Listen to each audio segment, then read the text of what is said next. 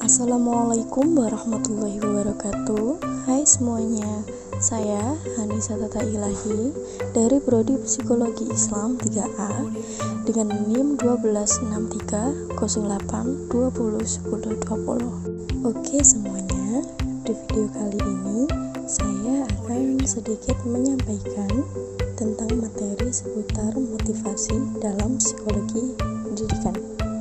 Nah, sebelum kita mengenal lebih jauh tentang motivasi ini, apa kalian sudah tahu makna atau definisi dari motivasi itu sendiri?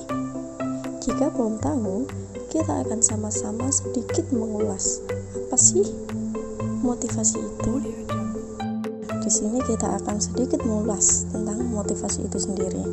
Motivasi merupakan sebuah dorongan atau suatu usaha yang didasari untuk mempengaruhi tingkah laku seseorang agar hatinya tergerakkan, sehingga akan melakukan suatu tindakan untuk mencapai hasil atau tujuan tertentu.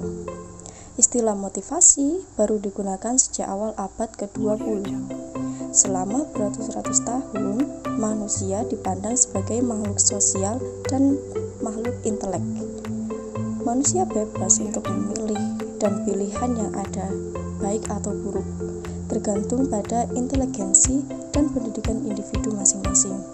Oleh karena itu, manusia bertanggung jawab penuh terhadap setiap perilakunya. Dari beberapa pendapat para ahli, dapat juga disimpulkan bahwa motivasi ini juga merupakan suatu dorongan yang ada pada diri seseorang individu yang menyebabkan individu tersebut melakukan aktivitas atau kegiatan dalam rangka mencapai tujuan tertentu.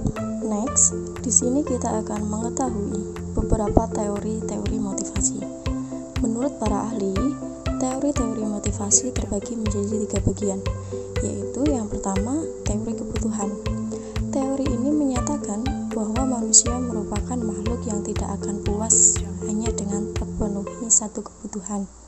Namun, ia akan merasa puas jika semua kebutuhannya terpenuhi. Untuk yang kedua, yakni teori humanistik. Teori ini mempercayai bahwa hanya ada satu motivasi, yaitu motivasi yang hanya berasal dari masing-masing individu. Dan yang paling terpenting dari teori ini adalah menghormati atau menghargai seseorang manusia yang mempunyai potensi dan keinginan. Yang ketiga, teori behavioristik. Teori ini berpendapat bahwa suatu tingkah laku yang bermotivasi terjadi apabila konsekuensi tingkah laku itu dapat menggetarkan emosi individu yang menjadi suka atau tidak suka. Dengan kata lain, teori ini menyatakan bahwa motivasi dikontrol oleh lingkungan. Sedangkan pendapat lain mengatakan bahwa ada 6 teori motivasi, yakni teori kognitif, teori hedonitis, teori insting, teori psikoanalitis, teori keseimbangan, dan teori dorongan. Keenam teori tersebut mempunyai kesimpulan bahwa setiap perilaku dan aktivitas manusia disebabkan oleh dorongan, kemauan, kekuatan, ketidakseimbangannya di dalam diri manusia itu, yang kemudian gagasan yang timbul akan dipraktekkan dalam bentuk suatu aktivitas yang sesuai dengan kemauan dalam diri. Selanjutnya, ada juga beberapa teori motivasi yang dikemukakan oleh para ahli. Di antaranya menurut Abraham H. Maslow, Clayton Aldiver, dan menurut Herzberg.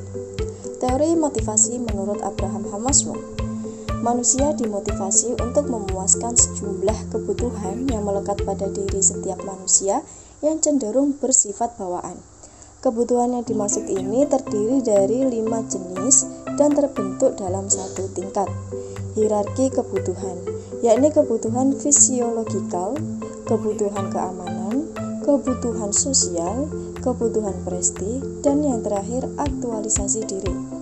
Teori motivasi menurut Clayton Aldiver. Teori ini dikenal dengan akronim ERG yang merupakan huruf pertama dari 3 istilah, yakni existence, identik dengan hierarki pertama dan kedua teori Maslow.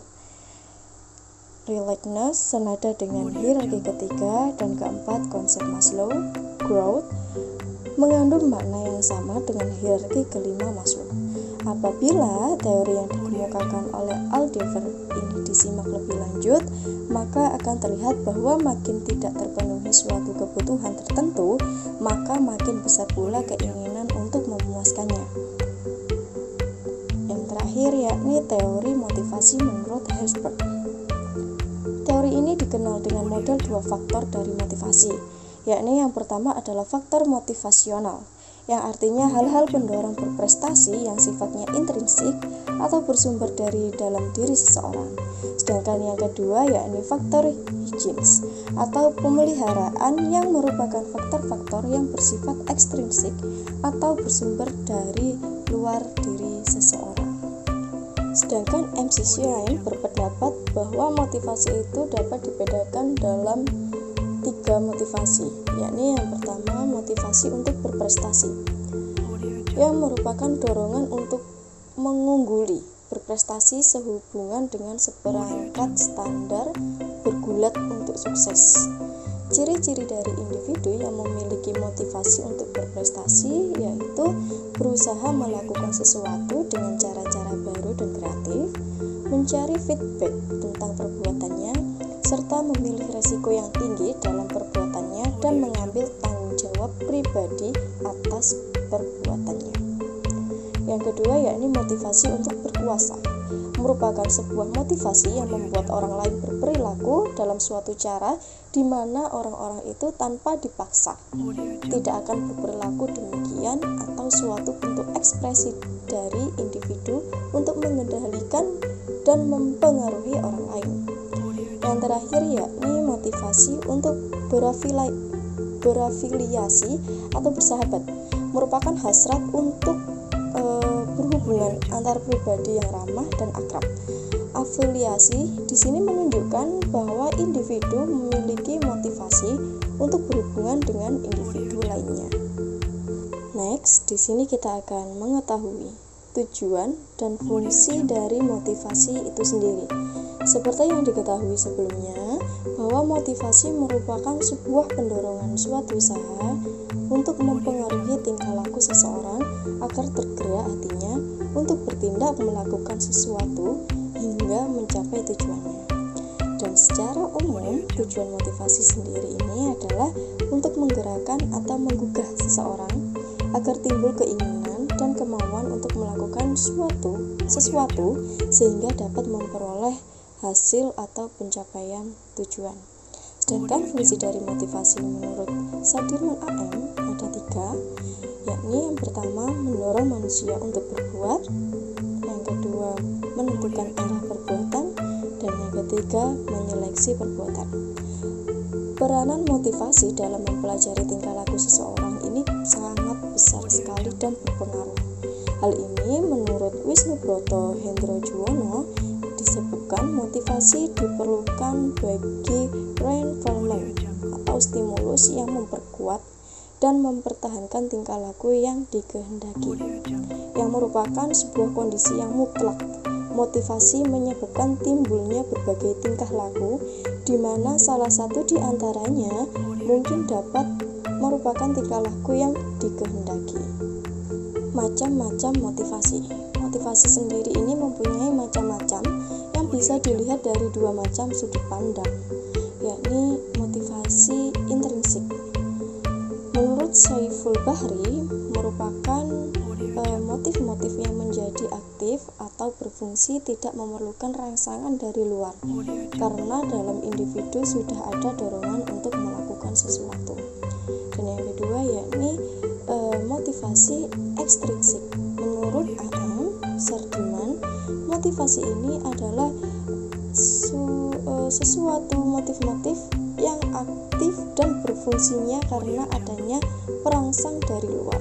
Dari beberapa pendapat para ahli mengenai motivasi ekstrinsik ini juga dapat disimpulkan bahwa motivasi ekstrinsik merupakan motivasi yang timbul dan berfungsi karena adanya pengaruh dari luar. Oke, ini adalah subbab terakhir dari seputar motivasi dalam psikologi pendidikan, yakni pengukuran motivasi. Pengukuran motivasi yang dimaksud ini ialah yang berhubungan dengan efektivitas motivasi dalam mempengaruhi sikap dan tingkah laku manusia.